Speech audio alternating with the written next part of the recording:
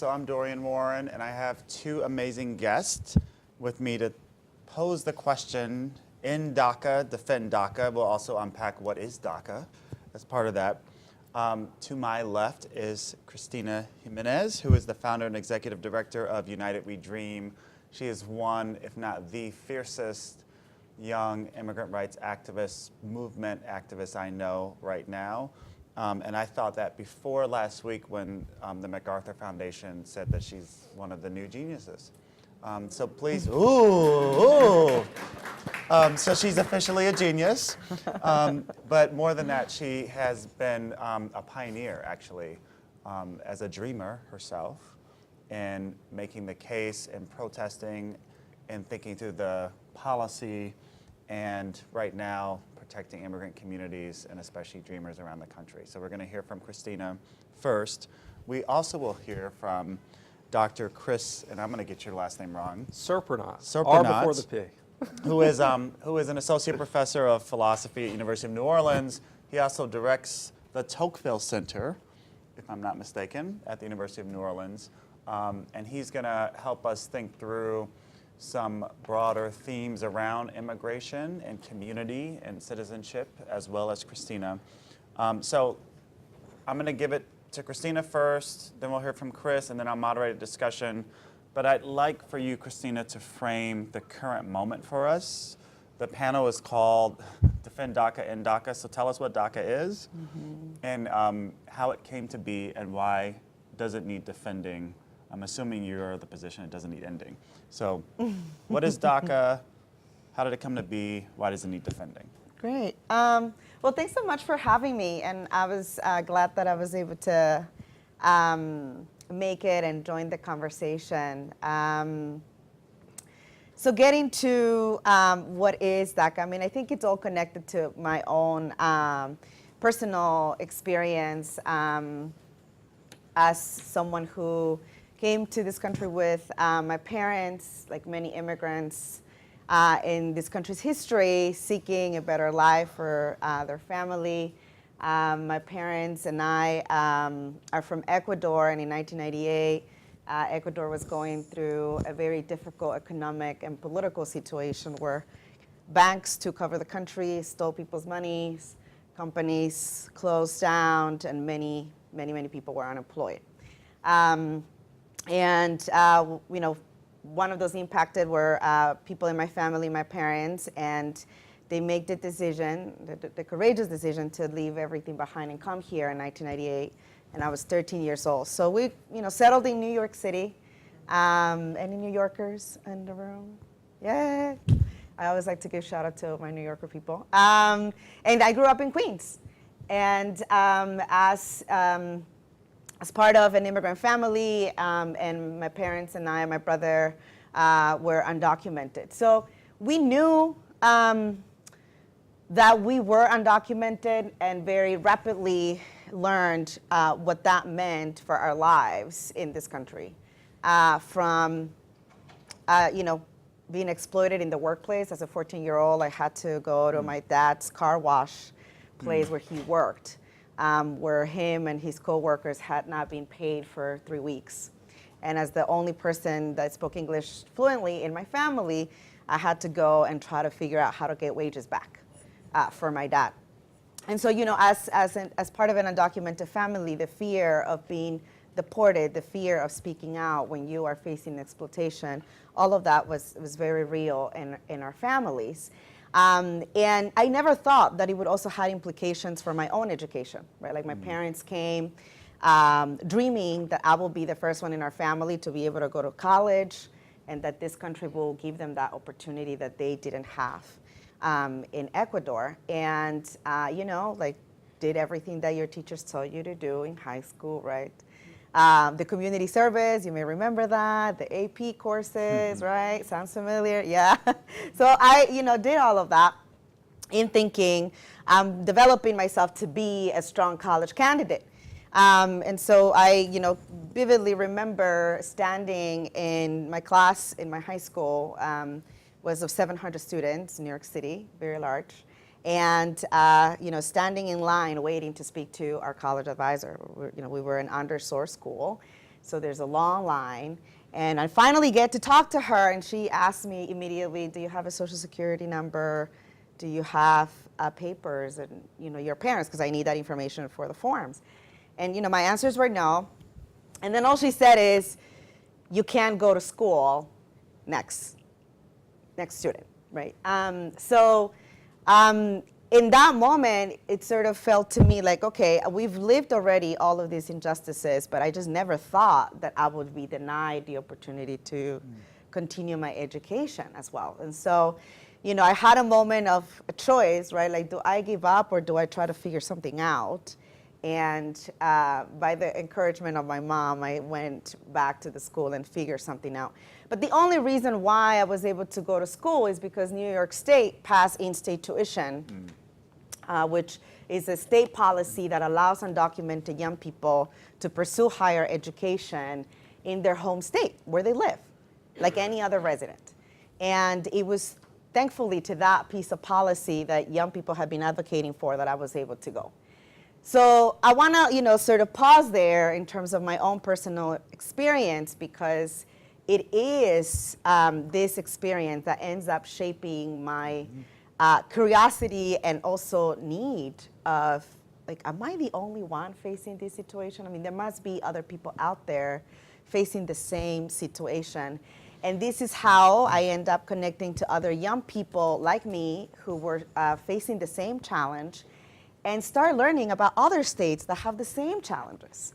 In some places, very publicly, states bar undocumented students from joining the universities. Georgia, a clear example. In other states like Texas and California, Texas surprisingly had made decisions to actually allow undocumented students to pursue higher education in their states, and were one of the pioneers actually in the early 2000s. But it is this experience that creates this question for us: is there something that we can really do to change the conditions and allow undocumented young people to live without fear of being deported, to live without fear that their parents will be deported, and to also be able to go to school? And this is how we start organizing around federal immigration reforms, known as the DREAM Act, where we're still talking about today, more than 10 years later. And our advocacy efforts focus on this policy because this policy would have allowed undocumented students to have protection from deportation permanently, have a pathway to citizenship so that they can stay here, work and live here and thrive here and pursue their dreams. And the advocacy around that policy was led over multiple years, since the early 2000s through 2010, when I will mark that as a key point in our advocacy work, because we finally got the bill to be passed by one of the chambers in Congress, the House of Representatives. And it unfortunately fell short in the Senate by 5 votes. And so you don't get to have this policy that would have protected people like me at the time, in 2010, and many, many others. And it is the failure of Congress. Failure of Congress. As the Congresswoman walks in. As the Congresswoman, failure of Congress. She would agree with you, though. Pointedly. Welcome.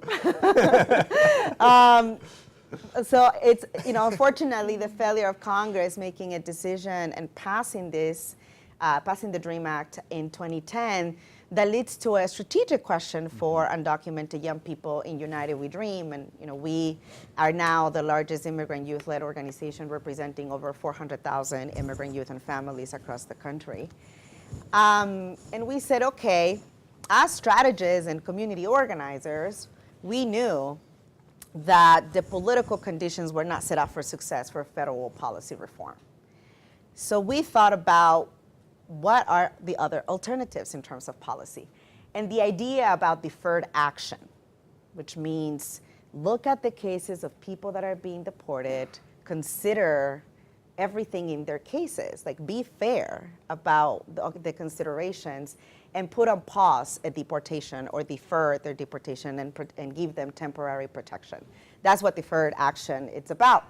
And so we started advocating for deferred action for immigrant youth And I remember clearly meeting with Janet Napolitano at the time, who was leading the Department of Homeland Security, and saying, hey, DHS is deporting undocumented young people, and we need this to stop. We want you to consider a deferred action policy. And we went back and forth of them saying, we're not deporting young people. It would be outrageous for us to be doing that. And I said, well, okay, here we have 300 cases of them. And then, her and her staff had to start looking into that in 2011. And our campaign picks up steam. We know that at the time, Barack Obama, as a candidate and president, had promised immigration reform changes, including the DREAM Act. And we said, well, he's gearing up for a re-election. We need to inject this into the political conversation. And he has the power to actually put in place a temporary policy within his administrative authority of the Department of Homeland Security to stop the deportations of young people. So after almost 2 years of campaigning and protests and marching and calling members of Congress and meeting with the White House and their legal counsel, and them saying, our lawyers are saying we cannot do it, and we're saying our lawyers say that you can. So let's have this conversation.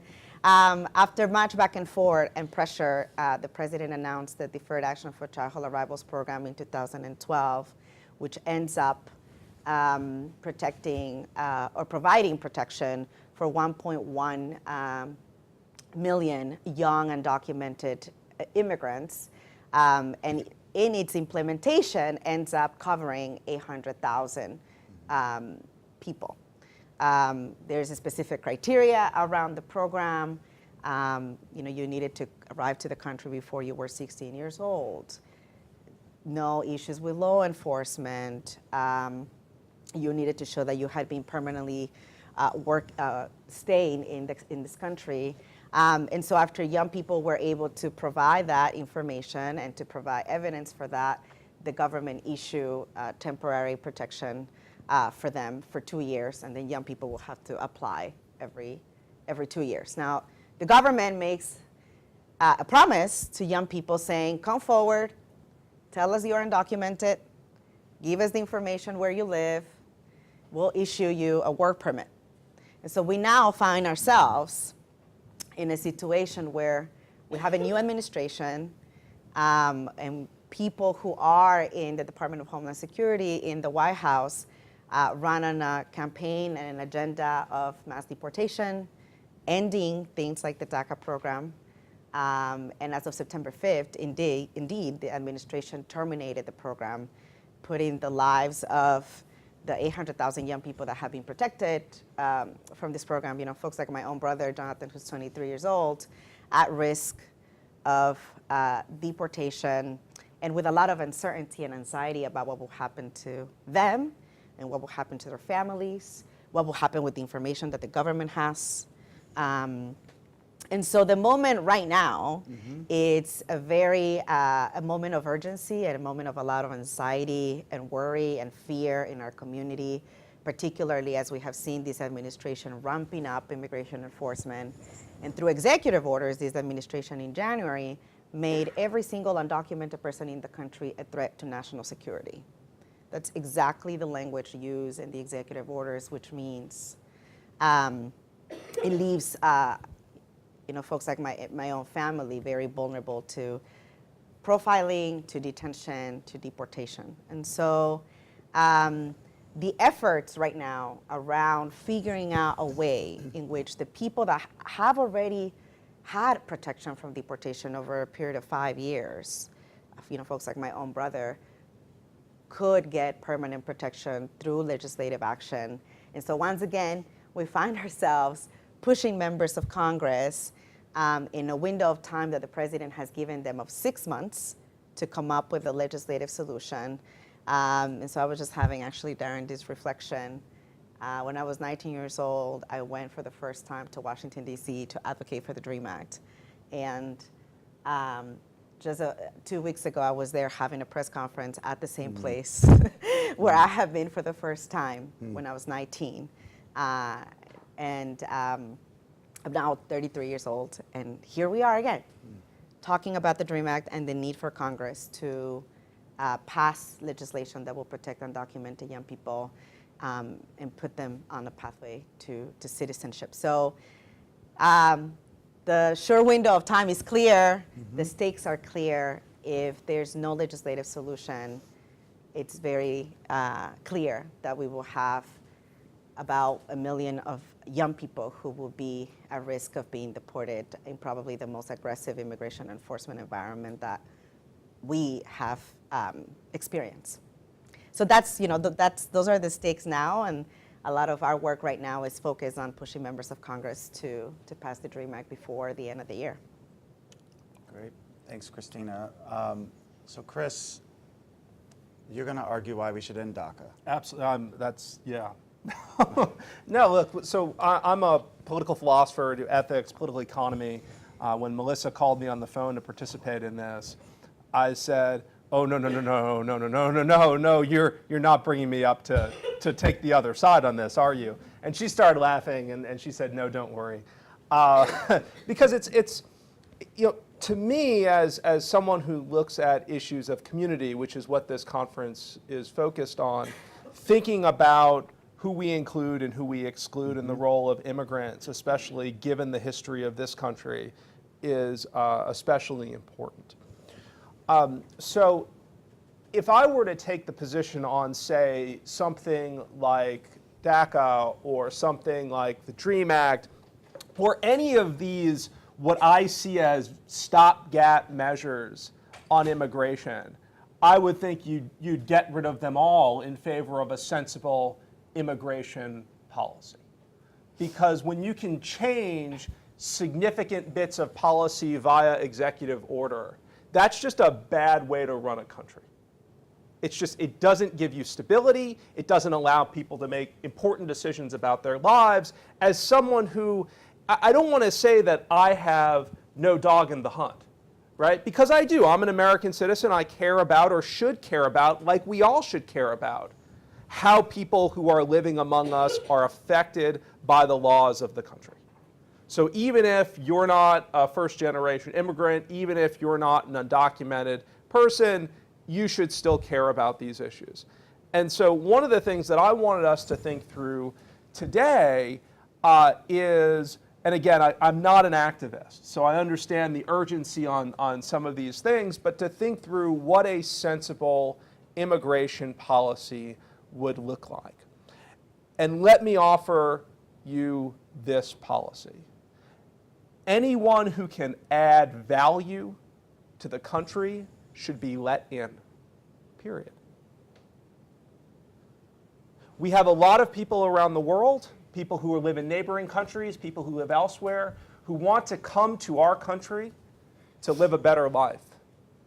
These people are generally hardworking. They want better lives for themselves and their families. We should let them all in because there is no reason not to. What you hear on the other side, and again, I do a lot of work in political economy, is that folks are worried about, say, our welfare state. People are worried that folks are going to flood in because look at all of this free education and free health care and free whatever. And the reality is that's just not true. There are incredible risks. People take incredible risks, incredible costs to themselves and their families to try to come here. No one is going to come here because they heard that Obamacare might apply to them. No one is going to come here because they heard that Seattle or whoever just raised the minimum wage to $15 an hour.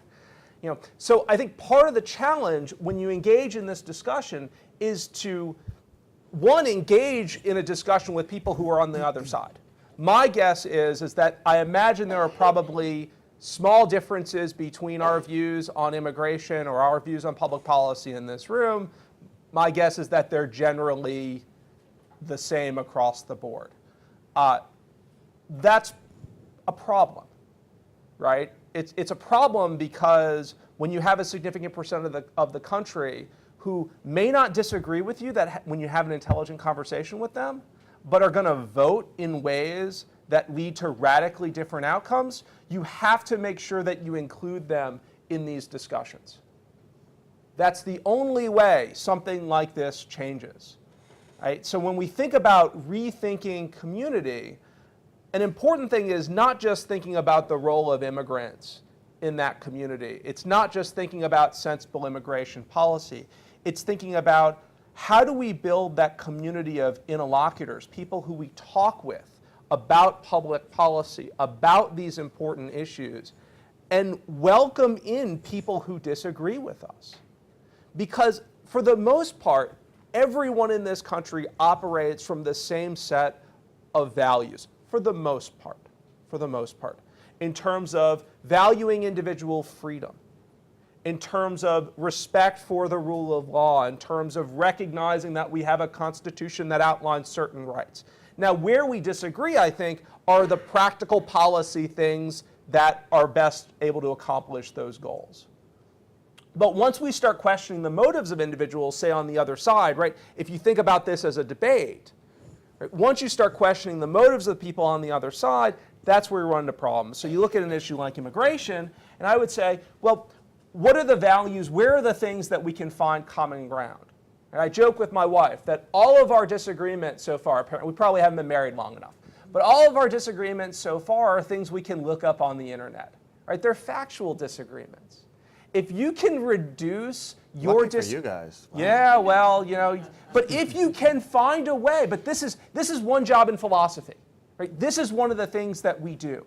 If you can find a way to find where the principled agreement exists and find a way to turn that discussion into a discussion of actual facts, ask people, how many immigrants are coming into this country? What are they doing? What types of jobs do they hold? What is the crime rate for immigrants, right? Most of the people who are opposed to something like immigration have absolutely no idea. So one of our jobs, if you believe that this is an important policy issue and it's something that affects people's lives, is to politely, may not be the right word, but in a spirit of where you don't question their motivations, right? Talk with them about these issues. Because again, us talking among ourselves isn't going to do anything for her brother. Sorry, right? We've got to convince other people, the people who view these things in a fundamentally different way, that perhaps they have the right principles, right? They're interested in individual freedom. They're interested in the protection of rights. But maybe that means that we should be concerned about people's rights and liberties of those who live on the other side of state borders. So I just want to lift up a tension that I literally and figuratively sit at the center of between these two. As a former academic who is now in the political and policy world and organizing world, there is this tension, right, between the ideal world of values and norms and principles for policy versus the practical world of we have to change the conditions in people's lives today and tomorrow. And we can't wait till we come to some agreement. Like, people are suffering now, we got to do something now. And it might not be the most perfect solution. So there's a tension I just want to lift up here. The second thought here is, this is what I've learned moving from academia, Chris, to organizing, Cristina. And that is power eats logic and reason for breakfast. Am I wrong, Congresswoman? Doesn't mean we don't try to make arguments, right, and persuade people, but rarely have I seen a good argument win the day on a policy fight by itself. Now, having said that, I do think it's worth, you said something I want to get your engagement on. You said the way we should think about, or a principle for our immigration policy should be, do people add value to the country?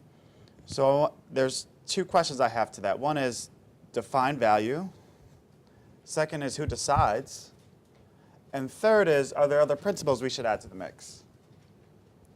So how should we think about value? Who gets to decide that question?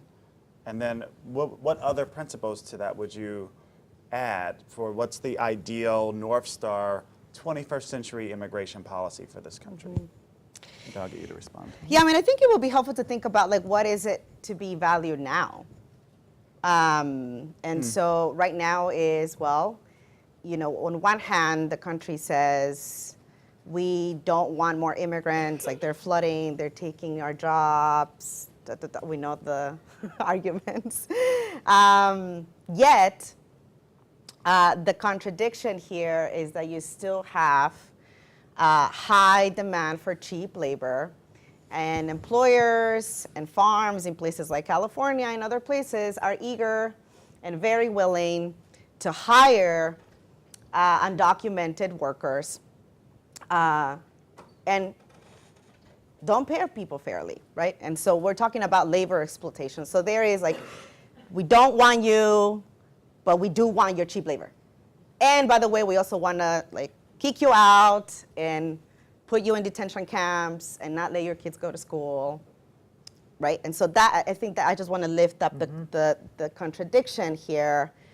And so when we talk about value, then you're valued because of the cheap labor that you can, you know, that this community can provide. And so now in the ideal conversation. Okay, Cristina, let me reframe it. Right. If you're starting from scratch, clear slate, how would you design an immigration policy? Right. That's So my I first was input. getting there. So I wanted to just put up put a pin there because I think it's helpful to understand how the community understands this, and I think all of us do. So that is the value now. When I think about immigration policy, like I actually go back to what I learned in high school about this country, right? And its constitution. Freedom, pursuit of happiness, justice. Now, I believe those are fundamental values of this country and fundamental dreams in many ways, because we know that the country has yet to live up to those values. When you have a country that built a lot of wealth on the back of slaves, a country that has yet to have a conversation about slavery and almost like reconciliation about that, and exploitation of labor, of slaves. And so I say this because I know that we have yet to get there. And so when I think about immigration policy, I think about, on one hand, we ought to think about people who are already here. People are already here. People like my own family. They're already here, they're working, they're raising their kids, they're part of our communities, of our schools, of our churches, etc. So for me, immigration policy needs to take a look at those fundamental values of freedom and justice. If you have family that already have roots in community, that have been living here, that are adding value in a whole bunch of ways and not just labor, they should have the right to stay here and to be able to live without the fear and without this contradiction of we want your cheap labor, but we also want to kick you out. And so I think in terms of policy, a pathway to citizenship so for folks can have equal protections. I mean, that's a fundamental value of this country, right? So now I do think it's also important to think about, why do people come in the first place? And that is a question that the country also has to wrestle with, because you do have, you know, in my own experience, and the example of my own family, you have a country that is completely politically and economically unstable. It leads to millions of people to flee poverty and to go to Europe, to go to the US. But actually, the US government had a lot of influence in how banks took reign of the country. Right? It was US leadership and policy that supported the banks in Ecuador, many with ties to the US, to take over the country. And so, and at the same time, like the government in our own country, right, letting that happen and changing the constitution multiple times so that those powers overrule the country. And so I do think that there is also a conversation to have about globally of the factors that push people out and the factors that make the US and other countries receivers of immigrants and refugees. And the fact that we're talking about a global crisis. It's not just happening here. You know, we just met with undocumented young people that live in Ireland from African countries, right? And they are having the similar experience. So I do think that, and when we talk about community then, how are we defining community within borders in a globalized society and world where we ought to think about not only our own domestic policy, but also foreign policy and the interaction between all of them. So, I do think that the conversation about immigration policy has been narrowly focused on, you know, what do you do with the people that are already here? And again, a lot of it has been because of the urgency of the communities, and you have people here, you have human cost, human suffering. But the conversation ought to expand to include all of the other factors. Like, so for me, when I think about ideally, you know, how immigration policy should be shaped, that needs to be part of the conversation. So Cristina just put at least two things in the conversation I want you to respond to. The first is what we often know in the social sciences as the push and pull factors. What are pushing people to leave their place of residence, birth, citizenship, right, and go somewhere else? And then what are the pull factors of a place, a country, that attracts folks? And one thing we know in thinking futuristically is in the next 30 years, about a third of the world's population will migrate. We're going to have, if you think like migration in the last 10 to 20, 30 years has been a lot, you just wait. Because we're about to have an epic event of mass migration due to climate change, conflicts in the world, resources depleted, lack of water. Right? So we're about to experience something radically different than what we've previously lived through in terms of mass migration. So that's a huge push factor. So thinking like, all right, 30 years, 50 years down the line, how should we be thinking about immigration policy? The second point Cristina brought up was the interconnectedness of policies. So immigration in some ways can't be seen separate from American foreign policy or national security policy or economic policy, especially as we affect other countries who then, our policy in some ways is a distant push factor for other countries because we're influencing what's happening in other countries and actually pushing many residents and citizens from those countries and pulling them in some ways to us. So help us think through those two, like, you know, really tiny things Cristina put on the table. Like, how do we think about the push factors and what's happening futuristically in terms of mass migration, but then also the interconnectedness of immigration policy to a range of other policies? Okay. Wow. So I think one helpful thing to think about when it comes to maybe what an ideal immigration policy might look like in terms of economic factors that cause people to enter or leave certain states or certain countries is to think about what the immigration policy looks like in the United States right now within the United States, right? So that if you wanted to move from, say, Louisiana to North Carolina or from North Carolina to Louisiana, there's not much difference, right? Maybe you have to, you know, I hear up here that you're a little less friendly when it comes to liquor sales. Maybe you'll have to get used to not buying your liquor from like the corner store, right, where we can do it down in New Orleans. You know, there are other laws that affect how you live your life in the different areas. And I don't mean to trivialize this, but otherwise it's relatively easy to go unless you have something like you're on a sex offender list, or you've been convicted of other crimes, or you otherwise, in the eyes of the state, again, when I said add value, this is a very low bar, at least for me.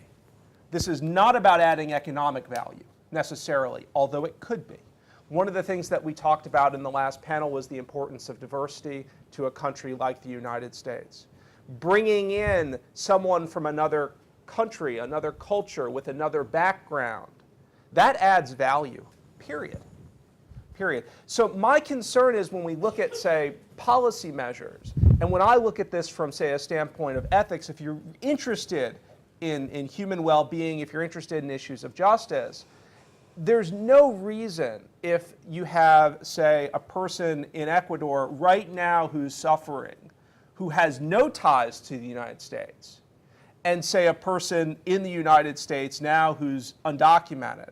There's no good reason to prioritize, if you're interested in the issues of justice, the interests of the person who's here now over the interests of the person in Ecuador. Because the suffering's the same.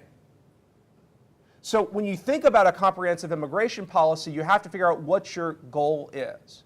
If we're a nation that's built on these principles of justice, interested in individual freedom, also interested in the importance of diversity, I don't doubt that there are things that need to be done right now. I don't deal with the right now on issues like immigration. I deal with them right now on criminal justice, but not on immigration. But long term, no matter what the political issue is, whether it's immigration, criminal justice, take your pick, at some point you have to say, and maybe this is a problem with our government, at some point you have to say, look, I'm not going to govern for the next 3 months. I'm going to think about a sensible policy that's going to work 5 years from now, 10 years from now. And so when I think about, say, immigration, I understand that there are people who are suffering right now. And I understand that especially people in those positions, they say, look, something has to be done. But at some point, those of us who care have to also try to push for long-term solutions that don't put us in the same problem or similar problems a year from now, 2 years from now, when it's not this stopgap measure, it's another one. So again, I think we just come from this from different, I don't think there's any fundamental disagreement here necessarily. It's just coming from it, when we're thinking about policy, do we just focus on, look, there's an immediate problem that needs to be solved? That may or may not be true. But if we don't also keep our eyes on, look, there's a reason why we keep having immigration problems. Yeah. It's this one, and then another one, and then another one. And the reason why is we don't have a sensible immigration policy. And I just think it's a false choice, right? That's right. It's a false choice between saying, well, we should stop everything right now. We shouldn't do anything about the human suffering, the situation right now. Let's wait until we can actually have the policy that reflects facts and value. And I think it's a false choice. I don't think it's one or the other. And I think that at least from my experience, being part of the immigration policy debate for the last decade, is that actually advocates and people in the community have been engaged in that long-term conversation. In fact, the advocacy efforts around comprehensive immigration reform have been all about that. From the time when Bill Clinton was president, to then Bush, to then Obama. But time after time, and this goes back to your point, Darren, politics, right? And what Congress has made intentional political choices to engage in and not engage in. So I actually don't think that there's a tension here between you and I, Chris, because I want Congress to engage in that conversation. We have been demanding and advocating for them to engage in this conversation, but it continues to be a reluctance, as we have seen, from Congress to actually engage in this level of policy making and to actually deliver solutions. When, what I think about right now is recent polling, over 86% of Americans support the DREAM Act. So to me, I'm like, well, members of Congress, just do your job. Just do your job, right? Most Americans want you to do this. They're expecting you to do this. Our tax-paying dollars are paying you to do this. Just do it. And so I think if we go back to being stuck, I think, in a very polarizing political environment that has gotten us stuck in terms of policymaking. And I would just say, I don't think this tension is unique to immigration policy. I would imagine it's also the same in criminal justice and mass across the incarceration. board. Before you open, so one of the things that puts a real smile on my face when it comes to immigration is when individual cities, or in some cases states, basically give the finger to the federal government and say, look, you're not going to come into our city and do this. We're going to protect the people who are living in this community. And that's awesome from someone who's interested in more limited government or bringing government more down to the local level, to make those decisions locally and to have politicians stand up and say, look, these are members of our community. Don't mess with them. Right? And if you're a local actor, that's what you can do. You might not be able to affect the folks in Congress. You may not be able to go to Ireland, but you can certainly talk to the people in your city, talk to people in your town, have them make it difficult for ICE agents to do things. Right? I mean, that it's happening. I mean, that the cities are doing that is great. That these agents are doing this is just, to me, reprehensible. So That's because you live in the Republic of Nolans. well, yeah, we different rules down there, I suppose. So let's open it up to your discussion. We have a little bit of time, and since we've been talking about Congress, I do want to invite, but no pressure, Representative Edwards, if she has any reflections on how this debate operates in the halls of our storied Capitol, that would be more than welcome. But no pressure. I can go right there. Okay, great. I mean, I'm interested in this discussion of sort of the theory of how you make change versus the reality, because I just haven't found on any issue, you can just name it, that Congress, elected officials step back for a period of some time and think, over a long term about the long-term implications of things. It's very hard to do in a very fluid environment. But it is why we need the work of the advocacy community, which has been engaged on this and looked into, many of the details so that we can learn from them. I mean, there has been a comprehensive immigration proposal sitting in the United States Congress for years now, and I'm going to say something. I'm going to put it on Democrats right now, because there was a time when Democrats had the House, the Senate, and the White House, and a comprehensive immigration proposal, and did nothing. And so I understand why it is that we're in this moment right here. We also went through a presidency. I know there's a lot of reluctance to, have a critique of that presidency, but it engaged in more deportations than in any other time, and ramped up those ICE officials, which is why so many communities had to develop these individual responses. Our local law enforcement going to become immigration officers. But, if you live in a region and one city treats its immigration population in one way, and then that person works someplace else, it is simply unworkable to have all of these different little models of how it is that you enforce what should be a national policy. And, I'm not quite sure where DACA goes by the end of the time, the 6 months, because there's been no indication that Congress right now has the willingness to do that. And at the same time, there are enough votes in the House and the Senate, Republicans and Democrats, to pass those bills. The leaders have not brought them To the floor.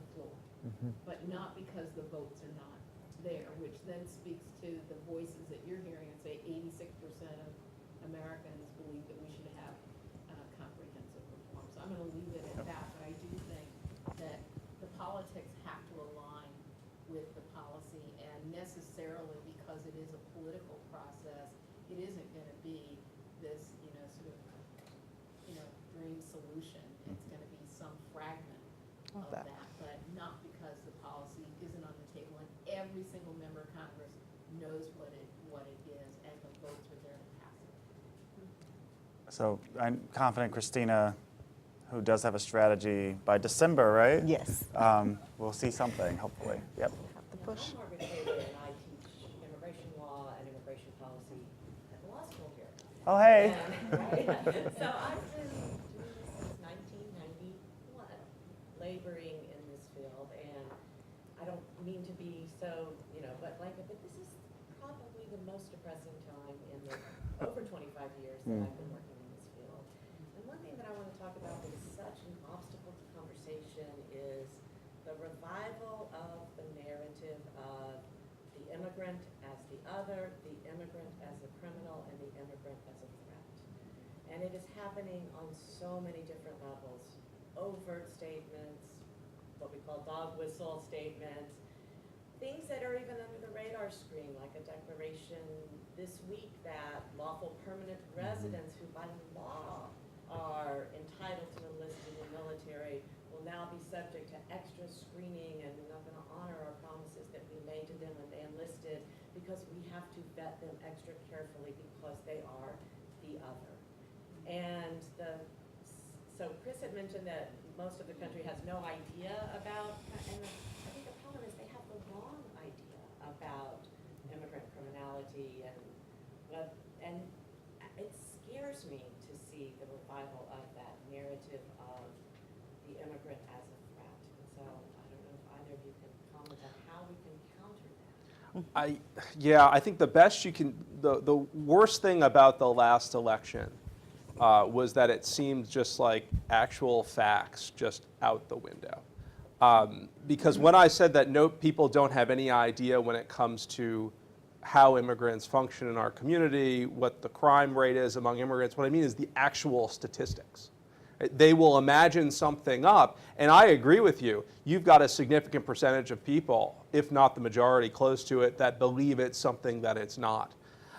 I'm not an advocate. I have no, to me, that stuff is, I just don't understand. I really can't understand how we've gotten to this point where, I mean, even stupid things like inauguration pictures, right? I mean, at some point you're going to start doubting that we landed on the moon or that the Earth is round. Well, that's a pretty common conspiracy. Oh, I know. Theory. Something new today at the conference. You know, no, but I just don't. Unfortunately, I don't know what you do to that. And you know, at this point, I just say, well, look, I'm a philosophy, political science, political economy professor. You know, I'll leave that to the activists. But if we're at the point where you can see things in front of your face and say, well, it's not true because this is some sort of conspiracy. I mean, if we're really there, I don't know what you do. I really don't. So actually, can I take this thread and ask you a question, Cristina? Because as a political scientist, I was taught, and then I taught my students that voters are rational. Rational choice theory. That's why has been a democracy thing. works. Right, and so there's this whole literature, we convince ourselves and our students, and it's total bullshit because voters aren't rational, they're emotional. And depending on what you think is going to shape your strategy for how to change people's minds. So one is to be fact-based and data and numbers, right? Another is storytelling. Mm-hmm. So I'm wondering, and I actually think we need some combination, so I'm loading the question here, but I'm wondering if you could talk about what has been the strategy of dreamers and United We Dream, knowing that we live in a fact-free environment, but you can't give up hope that you can move people, right, to win on the policy goal. What has been the strategy that a lot of us struggle with? Yeah. I mean, I think that there's like two points I want to make quickly with this, point that you made. One is I don't think it's a new narrative, right? It's a, I really enjoy reading books like Drive Manhattan, and I don't know if you read it about the Prohibition movement, when the Italians and the Irish were the criminals that were bringing alcohol and we want to push them out. And anyways, and so there were the same tactics in the politics and in the policy where these communities were criminalized at that time. We're talking, And so this narrative in this country, it's not new. I think that we have gone through cycles where it has its peaks and it has its lows. And, I will say that it's unfortunate to say that both parties, political parties, have been complacent about that narrative. So you have Bill Clinton as president when he ramps up, the prison industry, and within that, increases number of detention centers, increases and changes the immigration policy so that being in the country undocumented becomes a crime. And so you have policies that were put in place that further went into criminalizing the community. And that has actually not changed over time, particularly after 1996, when a lot of these policy changes, and as a, immigration law professor you probably know very well. I say, in 1996, I just called. Exactly, all of us. And so, and they have gotten worse, right, over time.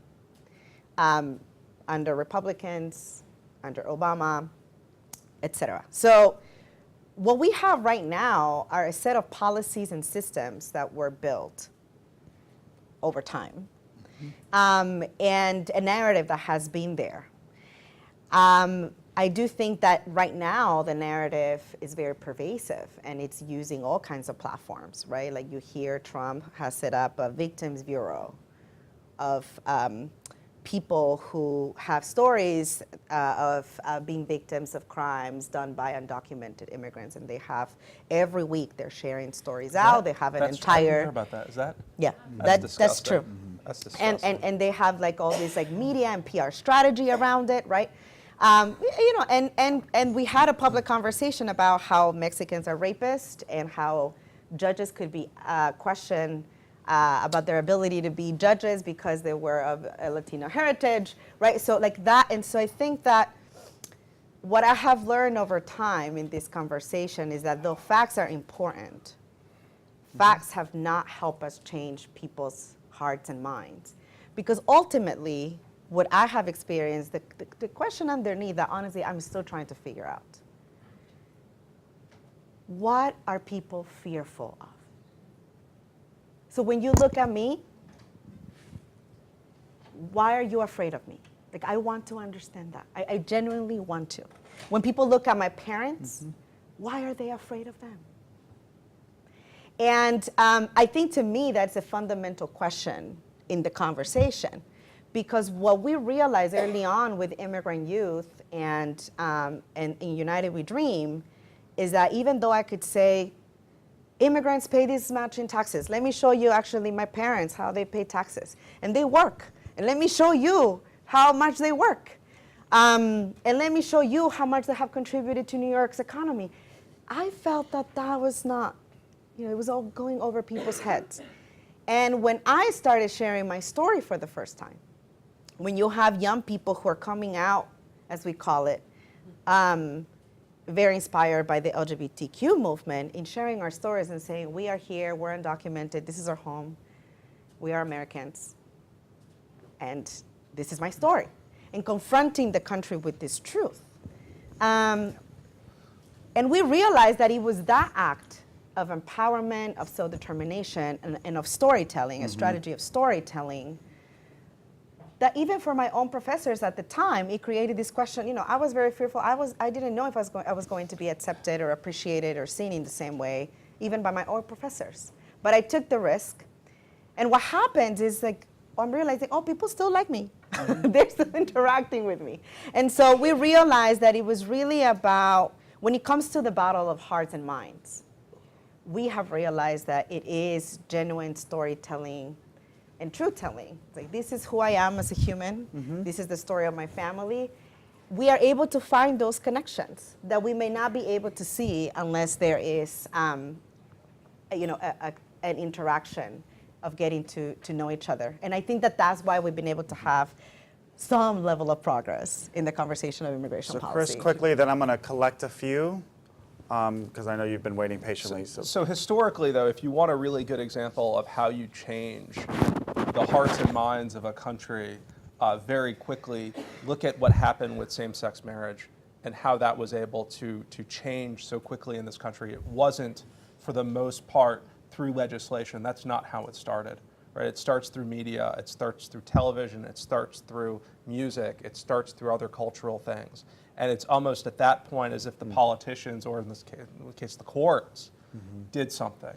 So if I had $1 bazillion and this were the #1 issue on my list, what would I try to do is I would try to get more positive portrayals of immigrants in sitcoms, more positive portrayals of immigrants on top 40 in songs, right? The type of things that people listen to, because you've tried it the other way. But I think you mentioned the LGBTQ, right? I mean, same-sex marriage, great example of how you can get very quick cultural change, at least in a way that even if you have a number of people in this country who still have problems with same-sex marriage, it's gotten to the point now where they've been marginalized. And I think you have to look at some type of approach like that if I put on my activist hat, which I don't really have, but that would be I have another magic bullet one, but I will save that for the very end. So I saw your hand up here, and then Zach's. We'll take those three and then have you two respond. Yeah. My name's Dalia. I teach in the theater department, and I just wanted to respond to your to this idea that yes, voters are emotional, they're not logical, and the importance of telling stories and humanizing what immigrants in this country go through. Cameron actually is helping with this. We're a small thing we're doing here in that spirit is this next Wednesday at 11 o'clock, we're doing a reading of a play out on the Lower Quad. It's true stories of college-age women, actually, a group of friends, two who are undocumented, don't have papers, two who do have papers, and their journey from high school through to college. And it's people from all over the community are helping tell these stories and read these parts. And because, yes, I think even when you hear the word immigrant, and I even know better, but when you hear the word, all of a sudden, all of the images and the ideas and the facts you see in the media are the first thing that pop into your head. And how do we unpack that? Yes, in media, but also on this campus in our community. What happens when we're all sitting in a circle and we're hearing these stories and we're forced to actually make eye contact and engage with each other, not just with media but with people. I'm Arab American, and every sort of conversation I have had about immigration or cultural differences has the only way I've made progress in conversations where there's been conflict was to share my story. So I appreciate you being so honest and open with words here today. Thank you. Thank you. Yep. Okay, I'm Steve Diner. I'm a historian. I teach at Rutgers University in Newark, and I teach immigration history, among other things. And two broad themes in American immigration history seem to me very germane to this. One is the popular misconception of why immigrants have come to America. And the Statue of Liberty, the Emma Lazarus, is absolutely wrong. It was not give me you're tired, you're poor. In fact, people who have immigrated tend to be a little better off. Right. They had the money to get here. Right. They were not the wretched refuse, et cetera, et cetera. So this notion that, and for that matter, most immigrants in American history have not come to escape persecution. Although part of the mythology is that they did.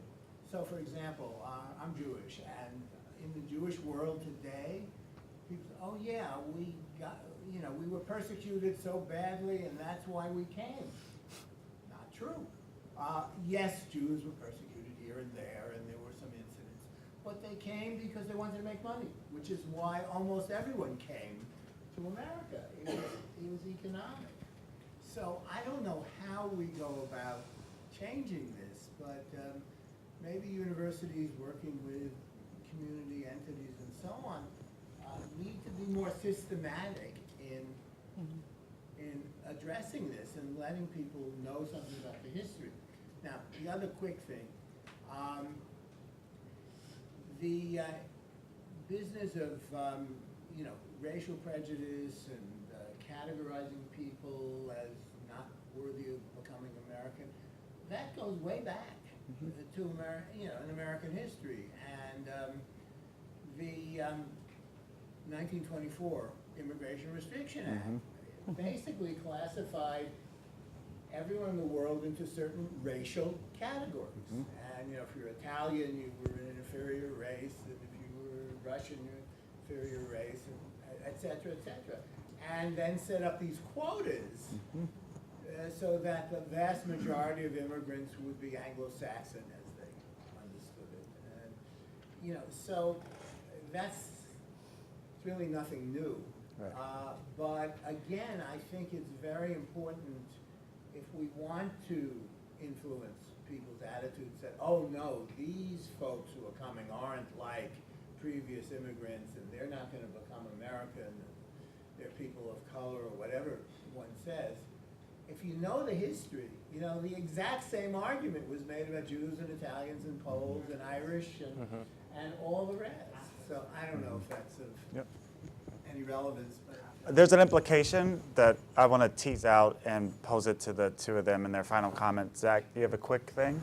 Yeah, I was going to say that one thing that you mentioned about storytelling and sort of sharing stories. I don't know if this makes sense, but what it seems is that when it comes to immigration, there's oftentimes like the inability to make the connection about certain things about America. We oftentimes have conversations like, America is a nation built on immigration. Like, it is the story of immigration, right? But we sort of operate in this like system of presentism where it's like, right now we're only thinking about what immigration looks in terms of like, right now, this reality. And we aren't looking at the fact that like, these realities are connected. Some serve as functions of power, but when someone now currently says like, oh, I came to the United States because of political turmoil or like economic crisis in my home country, those connections are not made, right? That this nation was built for that very instance that you could come here to like seek freedom. So like, to me, I understand that like the idea of sharing stories helps us to understand like those different concepts, but what is it that we can do to make conversations move past, oh, you shared your story and now I can rethink about how I think about immigration, when in reality, how can we like make people see that these are the connections that you should see right off the bat about immigration? Does that make sense? All right, so there's a lot there for you to respond to. Take a minute to offer reflections, then I'll give you the last word, Cristina. Partly one of the implications that I draw from the history of immigration policy. So here's my advice strategically. Do what the Irish and Italians and Poles did. Sell out your home country, choose to become white, and just hate on black people, and you'll be good. So think about that for a minute. Last thoughts. I don't know how to follow that. I mean, look, you know, I'm going to leave the advocacy to the advocates. There are a lot of things that we're at a university. One of the things that university faculty members do is try to do deep thinking on some of these issues. All of you are either here at the university as students or as faculty members or a part of community that have come to the university. This is certainly the appropriate place to think through, say, not just long-term policy issues, but think about immigration principles generally. That's where universities are wonderful places for that discussion to take place, because it's not possible really to have that discussion elsewhere.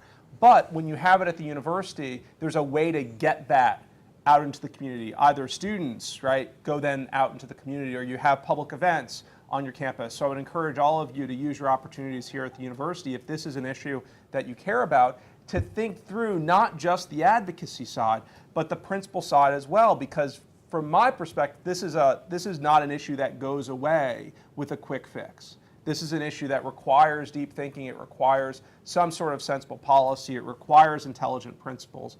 And a university setting is a great place for that discussion to take place. So my only point is that whiteness always expands, although maybe we've reached the limits to that, right? Maybe we've reached the limits, but I mean, the history is instructive, right? In terms of how we saw certain white ethnic groups that we don't longer see in the same way. So it is one strategic option. Well, let me tell you something. A strategic option that has demonstrated to fail and not worked. Why? Because the folks that were discriminated against, the Irish and the Italian, for example, in New York, are now folks in Long Island that are trying to push their local police departments to act as ICE agents. I mean, I was just in Long Island this week in New York where this is happening. And these are the same folks that say, my parents migrated from Ireland, we came the right way, and we left New York City because it was too crowded and we wanted to buy our home in Long Island because it was our American dream. And now all these immigrants are flooding into our community and we need to kick them out. So why that strategy doesn't work? that's the real example that I just wanted to share vividly. And, I think that ultimately, from my perspective, and, many people may disagree, I think we cannot think about immigration policy without thinking about racial justice and economic justice and institutional racism in this country and the history of racism in this country. Because I do wonder often, when people are driving, folks like my dad, who has been stopped multiple times, racially profiled, I wonder if a white person who's undocumented in this country will also be stopped and put in a detention camp and deported. I wonder, right? And so I do think that that's why for us, when we think about strategy and when we think about immigration policy, we continue to lead efforts in which immigration policy is not disconnected from all of these other issues. And that we also as a community are not disconnected from the reality that when we talk about criminal justice, we are talking about immigration justice too. And when we are talking about racial justice, we are talking about economic justice as well. And there is multiple connections here. And I think that what universities can do and what we can do in our schools, and to your point, our schools are failing in being able to really nurture a rich conversation like that, which is why people in communities are taking leadership to do their own political education or just education and awareness in their communities, because we're not getting that from our schools. And I think that the role of institutions like this, like universities, is that to realize that we don't live single issue lives, right? I'm a woman, I'm a person of color, I'm an immigrant, I have an undocumented experience, I have parents who are undocumented, and I grew up in an urban area. And all of that is interconnected in my life. So I don't see policy issues in the silo ways. And so for me, I think the strategy is, how do we think about policy in an intersectional, connected way? And that also goes to narrative. So it's both storytelling, culture change, as well as how that translates into policy conversations.